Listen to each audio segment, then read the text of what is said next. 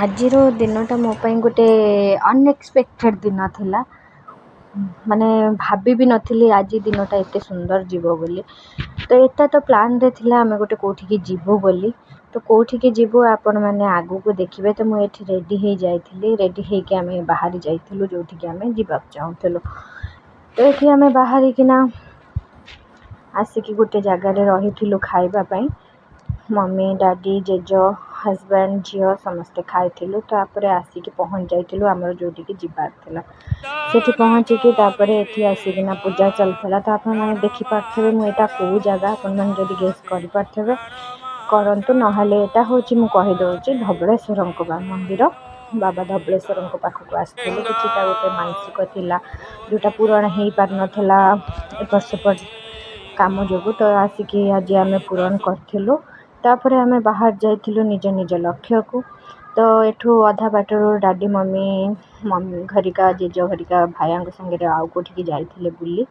ତ ତାପରେ ଏଇଟା ହିଁ ଅନଏକ୍ସପେକ୍ଟେଡ଼୍ ଥିଲା ମୋ ପାଇଁ କି ମୁଁ ମୁଭି ଦେଖିବାକୁ ଆସିଛି ମୋ ହଜବେଣ୍ଡଙ୍କ ସହ।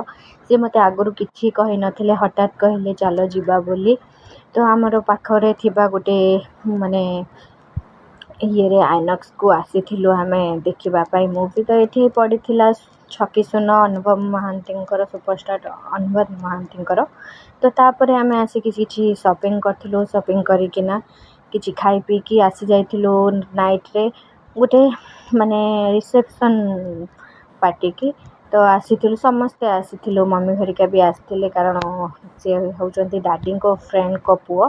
ସେ ସମସ୍ତଙ୍କୁ ଆମକୁ ଇନଭାଇଟ୍ କରିଥିଲେ। ତ ଏଠି ଆମେ କିଛି ଷ୍ଟାର୍ଟର ଖାଇକିନା ଏଠିକି ଆସିଥିଲୁ, ମାନେ ଯିଏ ପୁଅ ବୋହୂ ଥିଲେ ତାଙ୍କୁ ଗିଫ୍ଟ ଦେବା ପାଇଁ। ଏଠି ଡାଡ଼ି, ମମି, ମୋ ଝିଅ ଯାଇଥିଲେ ଷ୍ଟେଜ୍ ଉପରକୁ ଗିଫ୍ଟ ଦେବା ପାଇଁ।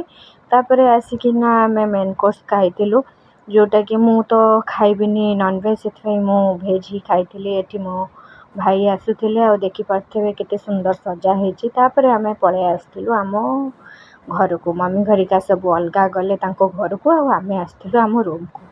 ତ ଆଜି ଦିନଟା ତ ମୋ ପାଇଁ ବହୁତ ଖୁସିରେ ଗଲା। କେମିତି ଲାଗିଲା ନିଶ୍ଚୟ କହିବେ। ଦେଖା ହେବ ନେକ୍ସଟ ବ୍ଲଗ୍ରେ। ରହିଲି।